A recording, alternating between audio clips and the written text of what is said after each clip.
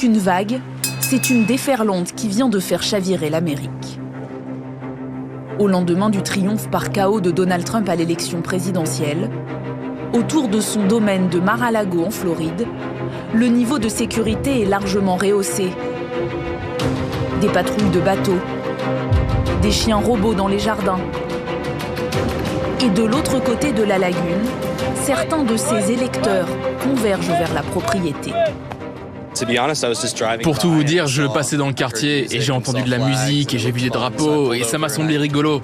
Je me suis arrêté et j'ai commencé à faire le tour. Avec votre drapeau? Oui, j'avais mon drapeau dans mon sac parce que je me doutais qu'il y aurait des gens ici, donc je l'ai pris. Et je pense que c'est une super nouvelle, je suis enchanté. Il ne nous prend pas de haut, c'est l'un d'entre nous. Oui, c'est un milliardaire, mais il n'était pas obligé de faire tout ça, de sacrifier sa vie de rêve. Mais il aime tellement ce pays qu'il a accepté d'endurer ce qu'il a enduré pour nous réveiller et nous montrer qui nous étions réellement en tant qu'Américains. Des électeurs galvanisés, après une courte nuit au suspense vite balayé. Il est 2h30 du matin, mercredi dernier. Lorsque le pas long, le visage serein, Donald Trump arrive en majesté. Entouré par son clan, sa femme et ses enfants, il est ovationné par ses partisans. Donald Trump savoure sa revanche. Il est officiellement le 47e président des États-Unis. De longues minutes s'écoulent sous les applaudissements, avant qu'il ne prenne la parole. We made history for a reason tonight, and the reason is going to be just that. We overcame obstacles that nobody thought possible, and it is now clear that we've achieved the most incredible political thing. Look what happened. Is this crazy?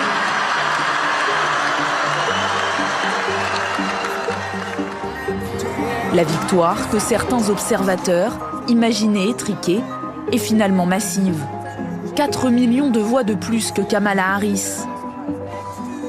Plusieurs swing states, ces États pivots raflés par Donald Trump.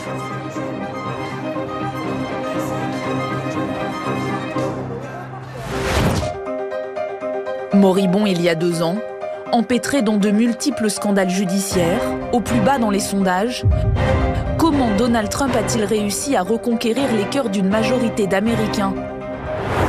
De qui a-t-il su s'entourer pour s'imposer dans cette élection? Comment a-t-il réussi son incroyable comeback?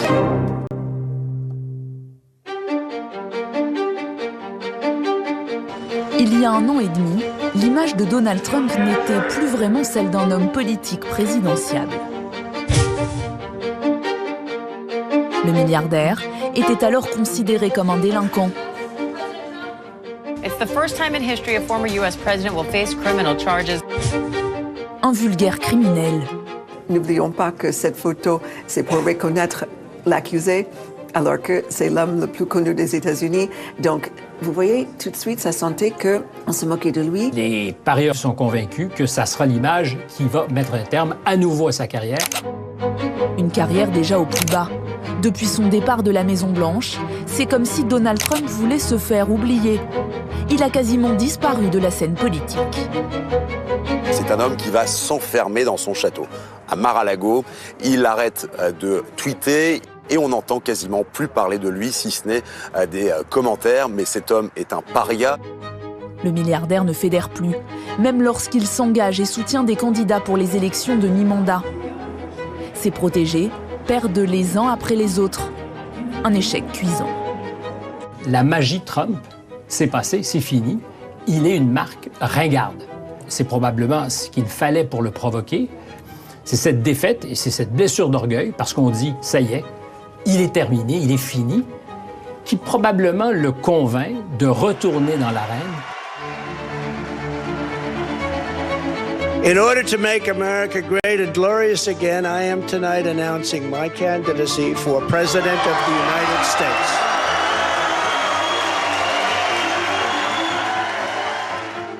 Dans sa résidence de Mar-a-Lago, devant quelques-uns de ses partisans, Donald Trump remonte sur scène. Un retour qui, à ce moment-là, est loin de s'annoncer gagnant. Et là, Il n'y a quasiment personne qui vient. Il n'y a aucun grand nom du Parti républicain. Il y a quelques seconds couteaux qui sont là. Il y a une ambiance vraiment déprimante. C'est plus du tout les ambiances de fête qu'on a pu connaître à la grande époque de Donald Trump. Il y a une ambiance presque pathétique en fait. Et là, c'était vraiment un signe. On pensait à l'époque qu'il était fini, qu'il ne reviendrait plus. Et pourtant, le milliardaire va réussir un coup de force et s'imposer comme le candidat du Parti républicain. Un événement va particulièrement changer la donne. Le 13 juillet 2024, en plein meeting en Pennsylvanie, Donald Trump échappe en direct à une tentative d'assassinat. Take a look at what happened.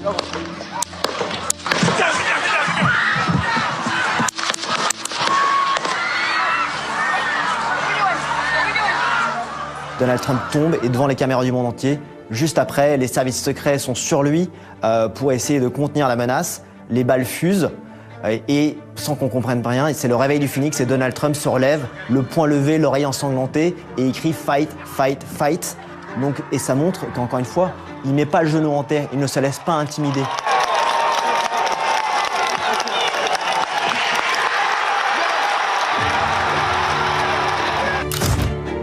Ça lui a donné une aura presque d'une figure religieuse. Parce qu'on entend que, voilà, c'était un homme réellement choisi. Alors, les mots sont forts là, et ce ne sont pas les miens.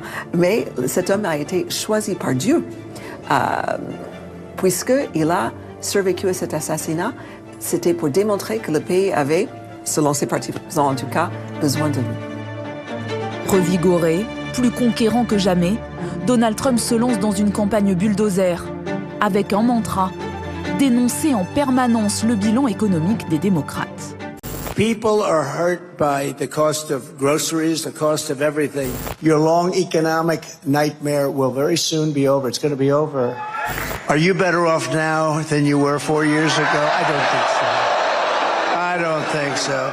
En fait, on a longtemps cru que cette élection, c'était un référendum pour ou contre Trump, alors que lui, ce qu'il a réussi à faire, c'est transformer l'élection en référendum. Est-ce que la situation est meilleure aujourd'hui qu'il y a 4 ans ? C'est le principal argument qui a convaincu Vince Buber de voter Donald Trump. Ce républicain de 66 ans a participé à l'organisation de plusieurs de ses meetings comme volontaire. Son salon, un musée de campagne. Je l'ai acheté moi-même pour que mes amis puissent se prendre en photo avec leurs bras autour de Donald Trump. Et voici quelques photos des différents meetings auxquels j'ai assisté. Vince, père de 5 grands-enfants, a du mal à boucler son budget, malgré un salaire de plus de $5 000.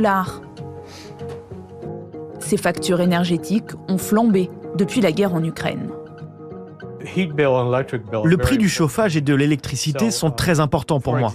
L'année dernière, par exemple, en janvier, le mois le plus froid de l'année, le chauffage et l'électricité de la maison m'ont coûté $500. C'est beaucoup d'argent pour un mois. Cela me préoccupe beaucoup. Trump a promis qu'un an après son investiture, il diminuerait de moitié ses factures et qu'il s'y tiendrait. Cet employé d'une pépinière vit dans la banlieue de Détroit, fief historique des démocrates. Un col bleu comme il se définit lui-même, à l'image de la population de ce quartier pavillonnaire. C'est un quartier populaire, un peu en dessous de la classe moyenne, où vivent des mécaniciens, des ouvriers d'usine, des travailleurs manuels. Une classe ouvrière qui est repassée du côté républicain, étranglée par la hausse des prix, plus 20% en 4 ans. À la pompe, la facture n'a cessé de grimper. Vince a doublé son budget essence. Avant, c'était $1,99, beaucoup moins qu'aujourd'hui. On se dit qu'un dollar ou deux de plus, ça ne fait pas une grande différence si vous utilisez peu votre voiture. Mais moi, je consomme $60-70 par semaine. C'est beaucoup d'argent. Cette inflation record, Vince l'impute essentiellement aux politiques en faveur de l'environnement menées par Joe Biden. Je pense que ce sont les politiques menées par Biden, les restrictions sur l'environnement, sur les forages, qui font monter nos prix. Une grande partie de l'Alaska a été protégée, mais moi je ne pense pas qu'il soit risqué de forer dans cette région. Les risques pour l'environnement sont minimes. Et si cela peut faire baisser le prix et nous rendre moins dépendants des importations de carburants étrangers, alors j'y suis favorable. Alors que Kamala Harris a misé sur la défense de l'avortement et de la démocratie, Donald Trump a su capter les préoccupations quotidiennes des Américains. Avant, c'était 1,99 $. Et maintenant, c'est 4,79 $. Ça a doublé. L'inflation a pourtant fortement baissé depuis 2 ans et demi. En septembre, elle est même tombée à 2,4 %, au plus bas depuis février 2021. Mais Vince ne le constate pas à la caisse. Ils disent que l'inflation est autour de 19 %. Mais en fait, sur certains produits, elle atteint facilement 50 %. Le lait est un produit important. Je cherche ce qui est en solde. Le Biden Inflation, slogan de campagne de Donald Trump, a profondément marqué les esprits. Vous pensez que ça aurait été pareil avec Kamala Harris? Je pense qu'avec elle, ça aurait été pire. Mais simplement parce que nous savions peu de choses sur elle. Elle n'a jamais donné beaucoup de détails sur sa façon de penser. La vice-présidente, plus lisse, imprime moins que le showman Trump, qui la ridiculise en permanence, comme lors de cette séquence privée mise en ligne par les soutiens de Trump en France.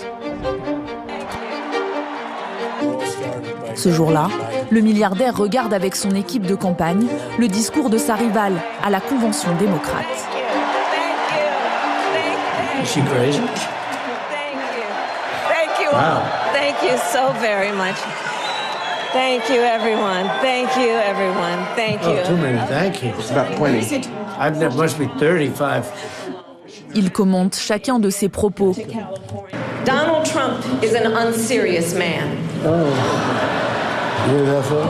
Et dicte les messages postés au même moment sur son réseau social. A lot of talk about childhood. We've got to get to the border, inflation and crime. Tous les coups sont permis. En meeting, Donald Trump se montre encore plus mordant. She's too weak and she's too foolish.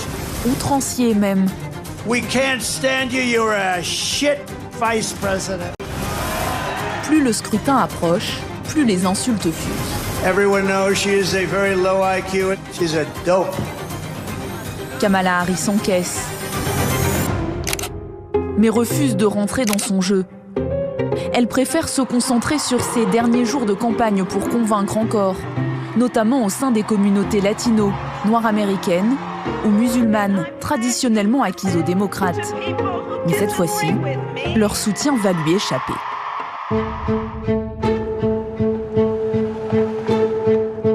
À l'ouest de Détroit, dans une région traditionnellement ouvrière, la ville de Dearborn est la capitale des musulmans américains.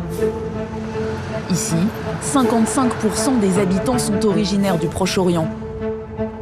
Beaucoup de Libanais, de Palestiniens et de Turcs. Imad Mohammad a 34 ans et tient un café au cœur de la ville. C'est un mix du drapeau turc et du drapeau américain. De drapeaux mélangés. C'est pour montrer aussi d'où on vient. On est américain, mais on a aussi un pays d'origine. En 2020, Trump avait été largement battu dans cette ville très populaire. Joe Biden récoltant alors 69% des voix et Donald Trump seulement 30%. À 4 jours du scrutin, dans sa toute dernière ligne droite de campagne, Trump est venu pour inverser la tendance. Il s'est rendu dans un café tenu par un Libanais pour rencontrer la communauté musulmane avec des promesses chocs.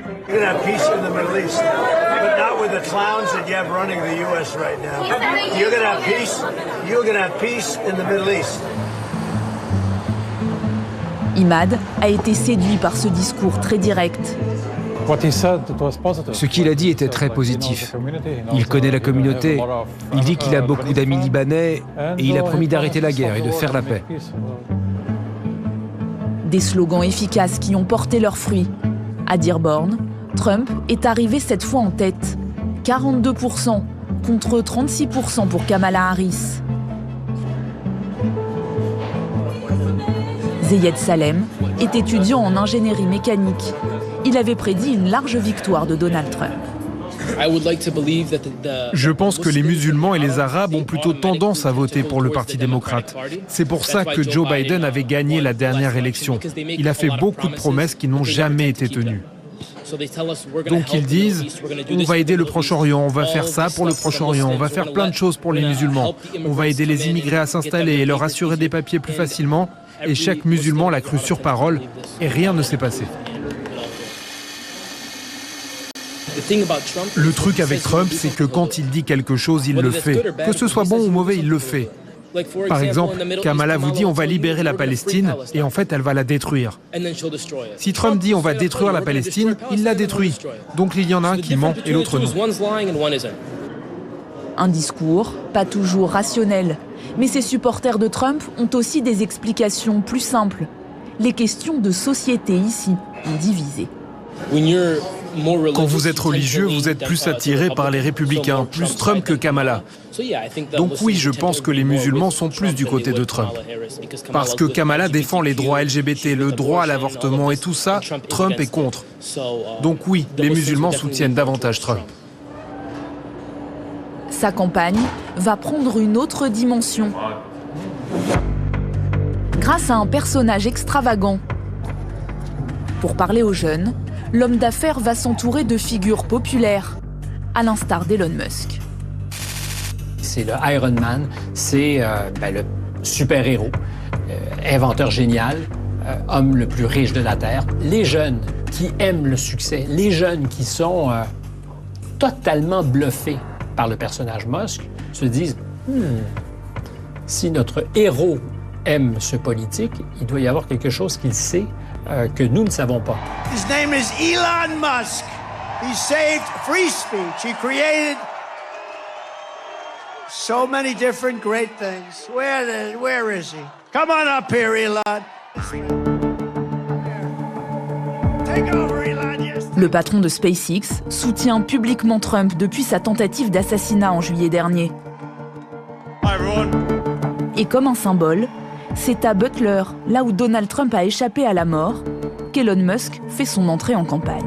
We had one president who couldn't climb a flight of stairs, and another who was fist pumping after getting shot. Fight, fight, fight! Pour faire gagner Donald Trump, Elon Musk dépense sans compter près de 120 millions de dollars de dons versés pour les frais de campagne. Et aussi d'étonnantes récompenses pour les signataires d'une pétition en faveur du candidat républicain. I have a surprise for you, which is that we're going to be awarding $1 million